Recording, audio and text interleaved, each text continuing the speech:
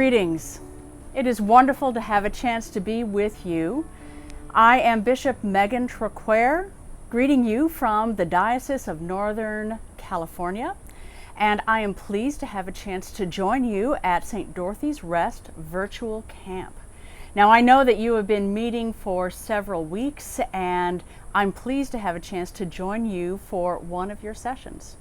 Now, when I think about camp, I think about all the fun that people can have. Now, I'll admit that as a kid, I didn't get to do what you did. Summer camp was too far away, and frankly, it was too expensive. But I have had a chance to go to wonderful camp and conference centers.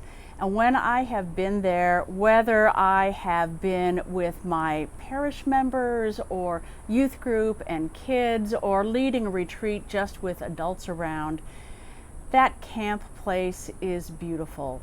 And we really come to love the place where we have camp. Now, whether we are actually in that place or just seeing beautiful pictures of it, we remember our camp places, the sound of them, the look of them, the food that we had, our favorite meal, our least favorite meal, and for St. Dorothy's Rest, the terrifying drive to and from the entrance of your campground. All of these come into what we love about camp. So when I think about what you are doing now, gathered together, and what you might engage in as a member of this camp, I have two suggestions for you, and one of them will involve this guy.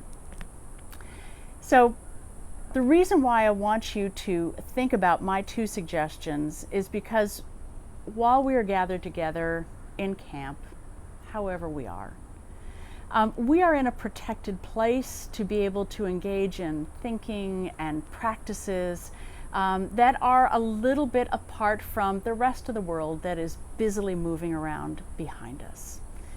It's a great place to practice friendship. It's a great place to practice prayers. And it's a great place to have a chance to practice play. So that's the first story I'd like to tell you.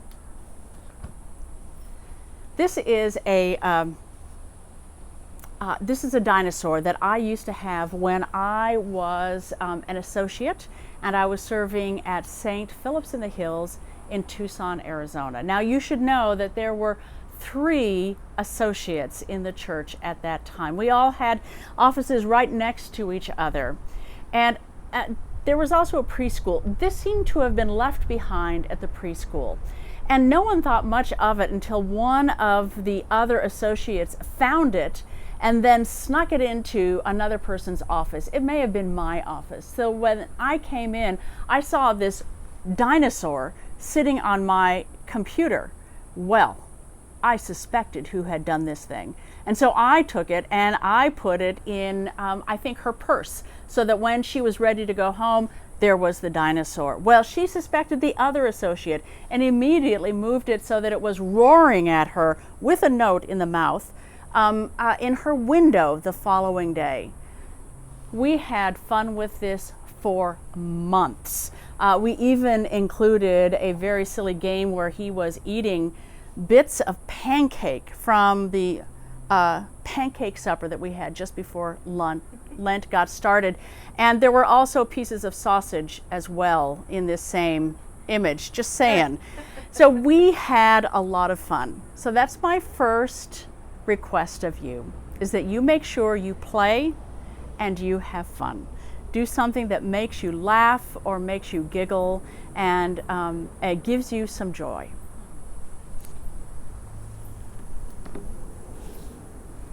My second idea has to do with praying for others.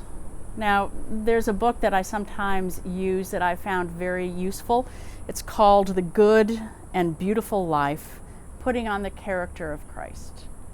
And in one of these chapters, it takes up the question of what we do when people are hurtful towards us or just have what seems like hateful behavior. Jesus says that we are to bless those who curse us. This is a time when emotions about what's happening in our society go from 0 to 100 in about 2 seconds. It's true for me too. And so developing that character of Christ that has us not as doormats to be walked upon, but people who choose another way. This is something that I think is worth practicing in camp, practicing at home, and practicing for the rest of the year. There's going to be good reasons to engage in it. There's a quote from Miroslav Volf about how Christians are more than enough people. Let me read it to you.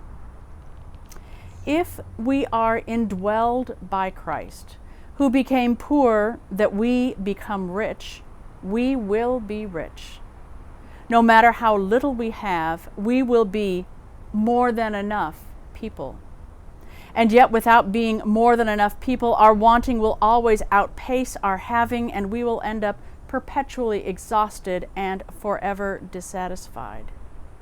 And he goes on to describe how our being more than enough people means that when we encounter those who are cursing us, however you take that to mean, that when that happens, we have more than enough in us because of Christ to respond with prayers for them. And so that is my second practice for you, that you will think of a person or an organization. You can tell we are outside, a person or an organization, and think about them and pray for them. Pray for Christ's best good for them, their healing and their well-being. Choose one person or one group. Pray for them every day for a week. And then look and see whether Christ has changed your heart or how you feel about them at that time. We are people who have more than enough because Christ dwells in us. And so, my friends, let me close with a prayer from our prayer book.